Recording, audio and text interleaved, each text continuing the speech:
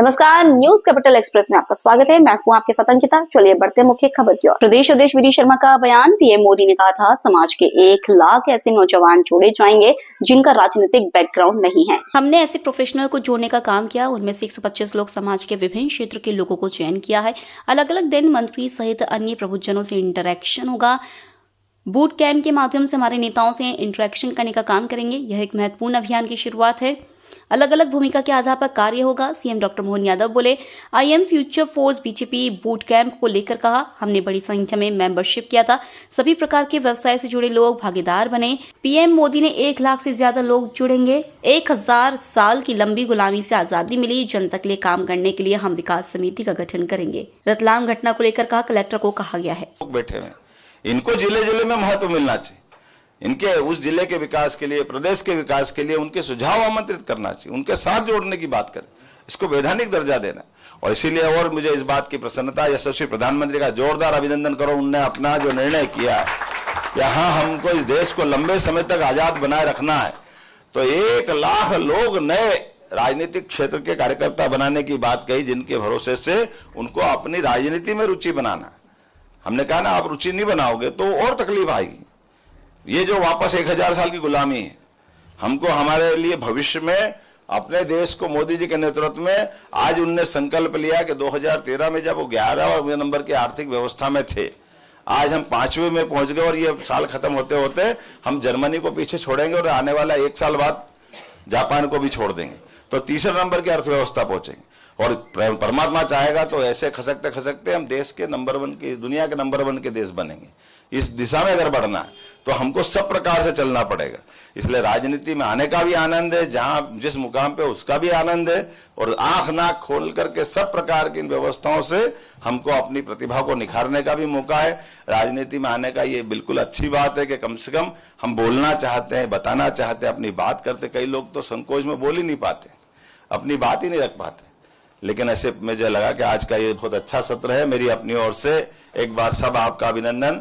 आज तो आप विधानसभा देखो, लोकसभा देखो, भविष्य के अंदर आपको मंत्रालय के साथ में भी अंदर सरकार के आधार पर भी अधिकारियों से भी आपके प्रोफेशन के हिसाब से उन योजनाओं के जरिए भी आपकी बात कराएंगे कि हमारे यहाँ अलग अलग विभागों की योजनाओं के माध्यम से योजनाओं का लागू करने का तरीका, योजना के आधार पर लाभ देने वाली बात, और सरकार के माध्यम से लोगों को कैसा भला कर सकते हैं, वो सब अपन करने के लिए तैयार रहेंगे।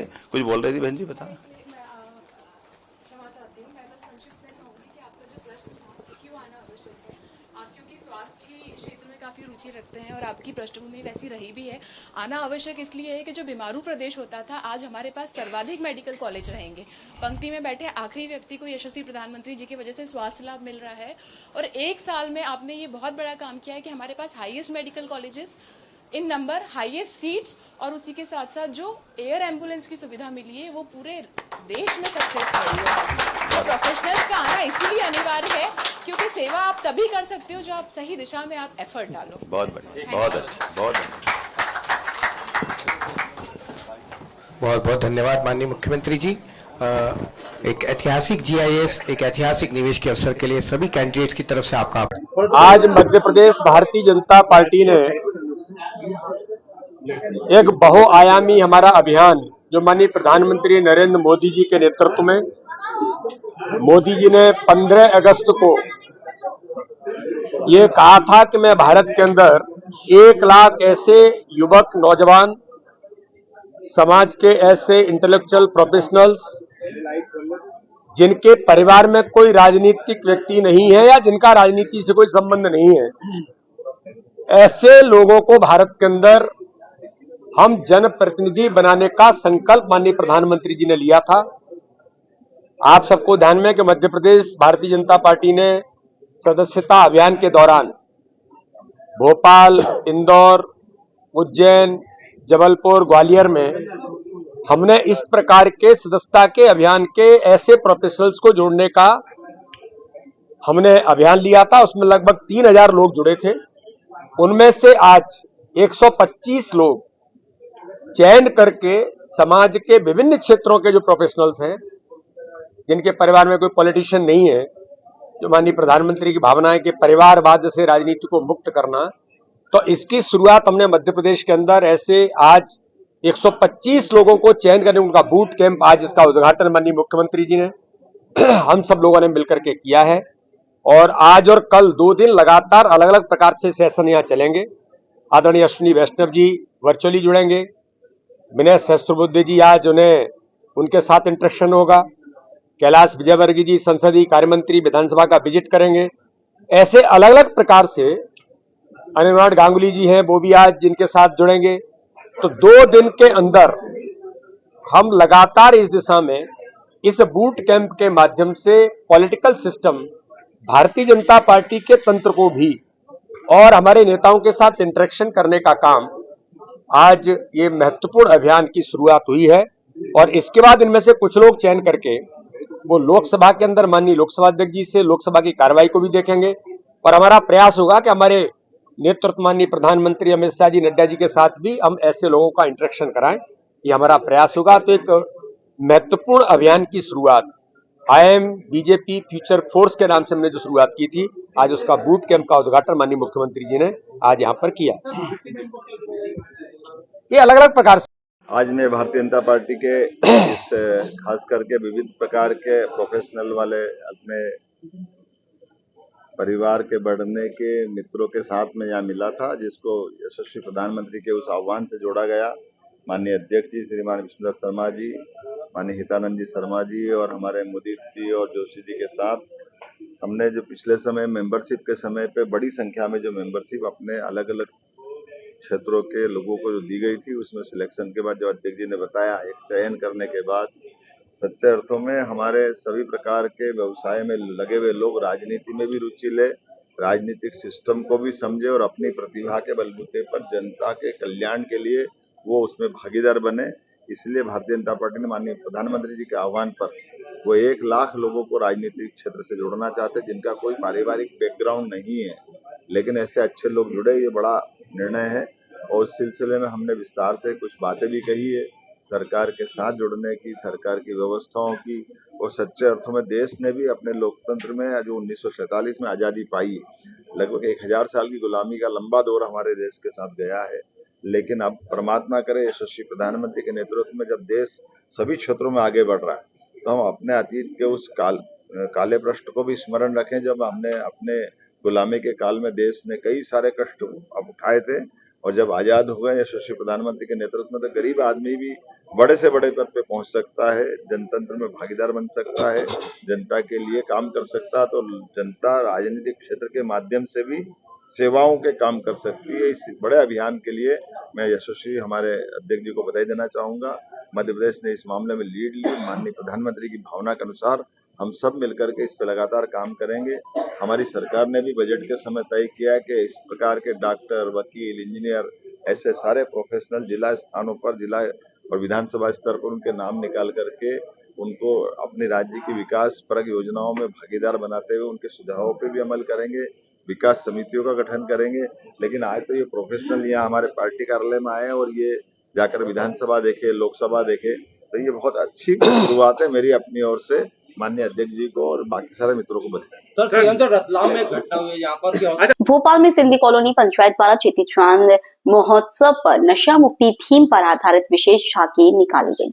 यह आयोजन समाज में बढ़ती नशे की लत को रोकने और जागरूकता फैलाने के उद्देश्य से किया जा रहा है। पंचायत अध्यक्ष कमलेश गंगवानी और महासचिव जगदीश बदलानी ने बताया कि इस बार झांकी का नेतृत्व विशेष रूप से महिला गृहिणियों द्वारा किया जाएगा। युवा पीढ़ी नशे की लत में बर्बाद हो रही है, इसे रोकने के लिए हमारा समाज लगातार प्रयासरत है। इस वर्ष की झांकी का उद्देश्य नशा मुक्ति का संदेश देना है। झांकी के माध्यम से नशा मुक्ति के लिए प्रमुख संदेश दिए जाएंगे, जैसे नशा छोड़ो, जीवन को अपनाओ, युवाओं अपने सपनों को नशे की धुंध में मत खोने दो। सिंधी कॉलोनी पंचायत की ओर से प्रदेश सरकार से यह अपील की जा रही है कि नशे के खिलाफ सख्त कानून बनाए जाए और उनका कड़ाई से पालन कराया जाए। चेती चांद महोत्सव का यह आयोजन समाज में जागरूकता बढ़ाने का एक महत्वपूर्ण कदम माना जा रहा है। तो ये था भोपाल से खास रिपोर्ट, जहाँ सिंधी कॉलोनी पंचायत ने चेती चांद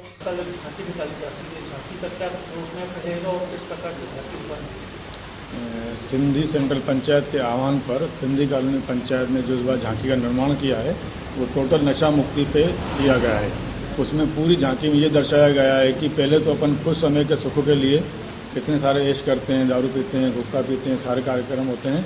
उसके बाद जो उनके गलत विचार आ जाते हैं, उसके बाद स्थिति ऐसी हो जाती है कि उसमें कितने नुकसान होते हैं, घर बर्बाद, दुकान बर्बाद, शरीर बर्बाद, ऐसी स्थिति में आ जाती है। तो ये एक मैसेज देने के लिए पूरे समाज को, सभी युवा वर्ग को कि भाई आप इस लाइन पे न जाएं, जिसकी वजह से इतना नुकसान हो रहा है, शरीर का भी, पैसे का भी, और समाज में गलत मैसेज आ रहा है। इसमें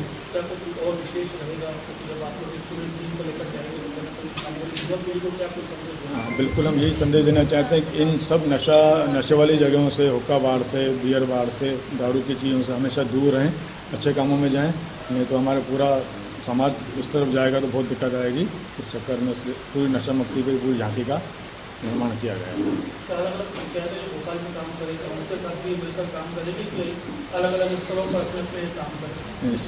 सिंधी सेंट्रल पंचायत ने आह्वान तो किया है, काफ़ी लोगों ने झांकी इसी थीम पे बनाई है, तो ये मैसेज पूरे भोपाल में अच्छी तरीके से चला जाए, ये हमारी कोशिश है सिंधी कॉलोनी पंचायत की।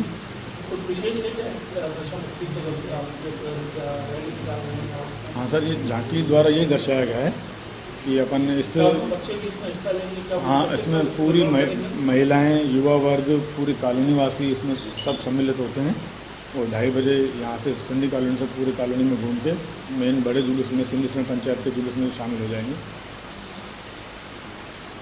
सभी युवा व्यक्ति नहीं जा रहे, सभी समाज के बच्चे जो हैं हम लोग ने उनके लिए लिया है, not for the one topic, एक समाज के प्रति नहीं, जो आज की जनरेशन है, टुडेज जनरेशन के पीछे हम लोग लेके ये टॉपिक लिया गया है कि जैसे आज का जनरेशन जो है, युवा जनरेशन है, थोड़ा सा उसके प्रति ज़्यादा जा रहा है।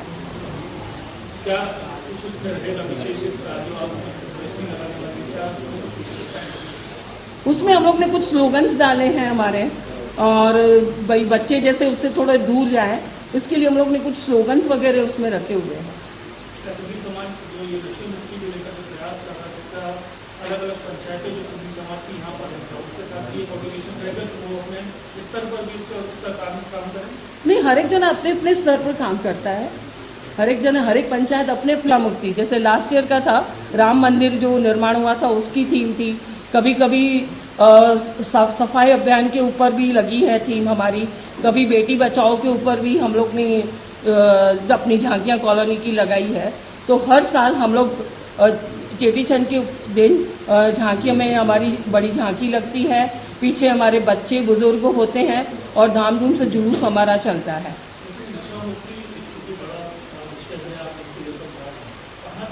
चेटीचंड है 30 तारीख को कल, तो इसी उपलक्ष्य में हम लोग ने प्रेस कॉन्फ्रेंस बुलाई है। हम लोग 11 साल से ये सेलिब्रेशन कर रहे हैं, ये हमारा 11वां साल है, 10 साल से हम लोग ये सेलिब्रेशन कर रहे हैं, और उसमें हमेशा जो पंचायत की तरफ से होती है झांकियाँ लगती है, हर साल अटल राम धर्मशाला से शुरू होती है ये झांकियाँ, और उसमें कुछ न कुछ थीम पर हम लोग बेस करते हैं। जैसे इस बार की थीम है नशा मुक्ति की, जैसे चेटीचंड की हमारे उपलक्ष्य में सिंधी सेंट्रल पंचायत की तरफ से झांकियाँ लगती है। हमारी कॉलोनी 11 साल है जो उसमें ज्वाइन हो रही है, 10 साल हो चुके हैं इसको, और हर साल किसी न किसी थीम पर। जबलपुर के स्टेट बार एसोसिएशन में सिंधी सेवक सभा के पदाधिकारियों के द्वारा अधिवक्ता जितेंद्र मखीजा के खिलाफ शिकायत दर्ज करवाते हुए बताया कि जितेंद्र मखीजा अपने आप को अधिवक्ता बताते हुए समाज के कई लोगों के साथ लाखों रुपए की धोखाधड़ी कर चुका है। हाल ही में बनर्जी परिवार के साथ उसके द्वारा जमीन की हेराफेरी कर 45 लाख रुपए की धोखाधड़ी की गई। वहीं कमलजीत सिंह भतीजा ने बताया कि जितेंद्र मखीजा के द्वारा उसे भी 10 लाख रुपए देने की धमकी देते हुए ब्लैकमेल किया जा रहा था, जिसकी शिकायत उसने ओमती थाने में की गई थी, जहां पुलिस ने उसके विरुद्ध मामला दर्ज कर जेल भेजा है। वहीं सिंधी सेवक सभा ने स्टेट बार एसोसिएशन से मांग कर फर्जी अधिवक्ता जितेंद्र मखीजा के विरुद्ध कार्रवाई कर लाइसेंस निरस्त करने की मांग की है।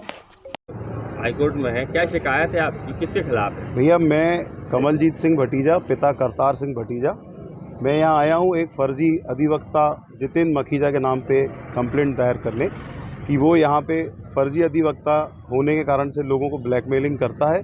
मेरे कई साथी, कई परिवार के लोग, समाज के कई लोगों को उसने ब्लैकमेल किया है, और उसी कारण से आज उनको मैं यहाँ बताने आया हूँ कि वो एक फ़र्जी है और फर्जी अधिवक्ता के नाम पे लोगों से पैसे उठता है। तो इसीलिए मैं ये कंप्लेंट आज देने आया हूँ कि ऐसे फ़र्जी लोगों से बचें।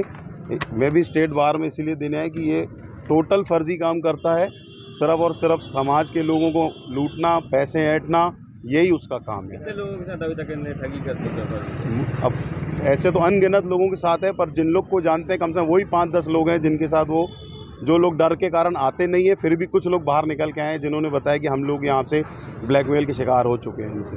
कौन है, कहाँ रहता है, अभी कहाँ पे है वो? ये भी अभी तो फिलहाल जेल में है। ये परसों उसके ऊपर एक कार्रवाई हुई है जिसमें वो अंदर जेल जा चुका है। उसने मुझे ब्लैकमेल किया था। कौन से थाने से कार्रवाई हुई? ओमती थाने से कार्रवाई हुई थी। आज वो अभी जेल में है। चौथे पुल के वहाँ उसका कचनार संभाग के नीचे उसका कार्यालय है। 7 नंबर शॉप है उसकी। बहुत ही फर्जी किस्म का अधिवक्ता है वो। आपने किससे शिकायत करी है? यहाँ पे स्टेट बार में शिकायत की है भैया उनके लिए। क्या बोले हैं स्टेट बार? बस बोले कार्रवाई की जाएगी उसके लिए, यदि वो ऐसा है तो उसका अलग किया जाएगा। आपका सब नाम? कमलजीत सिंह भटीजा। मैं विजय कुमार कुंगानी सिंधी सेवक सभा का सेक्रेटरी हूँ। यहाँ पर हम लोग जितेंद्र माखीजा जो एडवोकेट बनता है, फर्जी एडवोकेट है, उसकी शिकायत लेके यहाँ पर आए कार्यालय में। और कितने लोगों के साथ इन्होंने फर्जी काम किया? कम से कम 25 लोगों के साथ इसने फर्जी काम किए हैं, मगर इसके खौफ और डर के कारण कोई भी सामने नहीं आता है, क्योंकि ये सबको कई प्रकार से प्रताड़ित करता रहता है। अभी किन मामलों में जेल में है? अभी 420 के केस में इसको 10 साल की सज़ा पड़ चुकी है। एक बनर्जी परिवार के साथ इसने 45 लाख रुपए का घपला किया है। उनकी प्रॉपर्टी अपने नाम पे करा ली और उसके नाम पर उसने ICICI बैंक से लोन ले लिया। कौन से थाने में शिकायत हुई है इसकी? वो यादव कॉलोनी चौकी में हुई रही। आज किससे शिकायत दी? और अभी जो कंप्लेंट की हमने लेटेस्ट 26 तारीख को, वो ओमती थाने में कंप्लेंट की रही, मेरे भतीजे कमलजीत भटीजा ने की है। उसमें उसने 10 लाख रुपए की एक डिमांड की रही कि आप 10 लाख रुपए मेरे को कैश दो, नहीं तो आपके पिताजी को मैं प्रताड़ित करूंगा, और उनको जान से मारने की धमकी दी रही। आपका सब नाम? मेरा नाम विजय कुमार कुंगानी, सेक्रेटरी सिंधी सेवक सभा।